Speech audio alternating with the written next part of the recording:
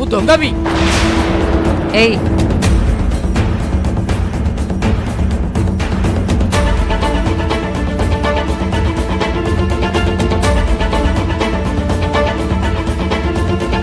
ఎవరు నువ్వు?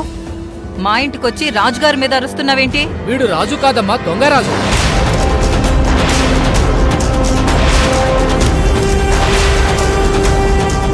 వీడి అసిస్టెంట్ కలిసి నా దగ్గరికి వచ్చారు. నగలు తెచ్చాం, డబ్బులు కావాలి అన్నారు. నేను చూసినప్పుడు అది బంగారమే.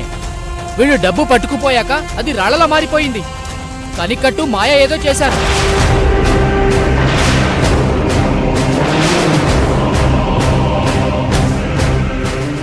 ఏం మాట్లాడుతున్నారు? ఆయన అలాంటి వారు కాదు. ఎందుకు కాదు? ఆల్రెడీ ఒకరిని అరెస్ట్ చేశారు. వీడి కోసం పోలీసులు వస్తున్నారు. చూడండి, ఆయన మాకు బాగా కావలసిన మనిషి. ఆయన ఎలాంటి వారో మాకు తెలుసు. ఆయన ఇలాంటి పనులు చేయరు. అతను మిమ్మల్ని కూడా మోసం చేసి ఉంటాడు, అందుకే అలా అంటున్నారు.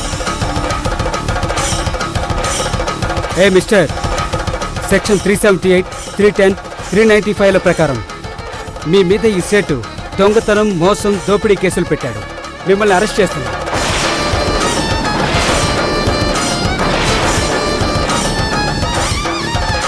సార్,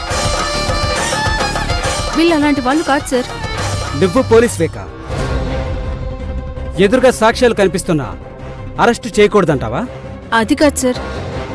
నువ్వు ఆగమైసమ్మా. రాజుగారు, ఏంటిదంతా? సోదరి, ఇదంతా విధిలిఖితం. పాము కాటు నుంచైనా తప్పించుకోవచ్చేమో గాని విధికాటు నుండి ఎవ్వరూ తప్పించుకోలేం. ఎస్ఐ గారు, ప్రస్తుతం వీళ్ళని అరెస్ట్ చేయొద్దు. నేను మా లాయర్స్తో స్టేషన్కి వస్తాను, అక్కడ మాట్లాడుకుందాం. అవన్నీ ప్రొసీజర్ ప్రకారం చేసుకోండి. ప్రస్తుతం మా డ్యూటీ మమ్మల్ని చేయనివ్వండి. రాజుగారు, మీరెంతో పూజ్యులని, బ్రహ్మజ్ఞాని అని అనుకున్నాం. కానీ మీరిలా మోసం చేస్తారని అనుకోలేదు. ఇంత నీచమైన పని ఎలా చేశారు? చెప్పాను కదా సోదరి, విధిని ఎవ్వరూ తప్పించుకోలేరు. అందుకే చెయ్యన నేరం మాపై పడింది. వాళ్ళు సాక్ష్యాలున్నాయని చెప్తుంటే నేరం చేయలేదంటారేంటి? మీలాంటి వాళ్ళని ఇంట్లో ఉండనివ్వడం నా తప్పు.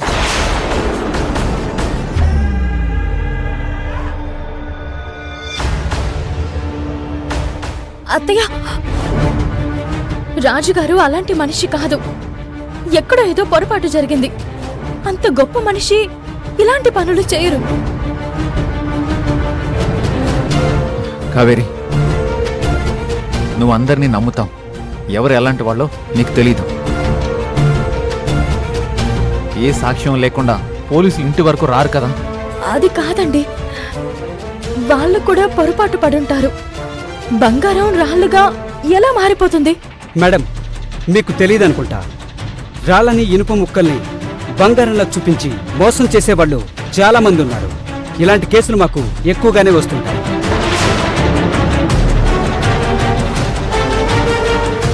ఇక దీని గురించి ఎవరు డిస్కస్ చేయొద్దు. ఎస్ఐ గారు, మీ డ్యూటీ కానివ్వండి. అత్తయ్య, కానిస్టేబుల్స్, అరెస్ట్ చేయండి.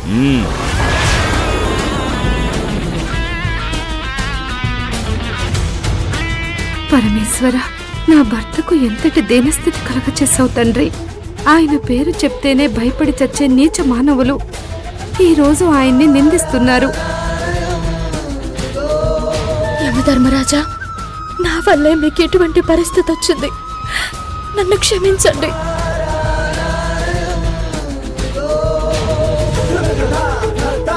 ఇంకా ఎంతసేపు వెయిట్ చేయమంటావు? పదా.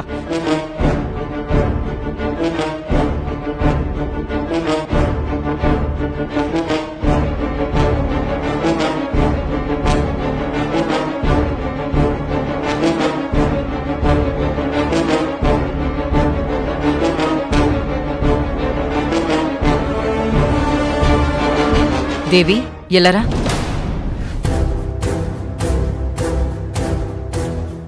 నువ్వు మరీ ఇంత సున్నితంగా ఉంటే ఎలా?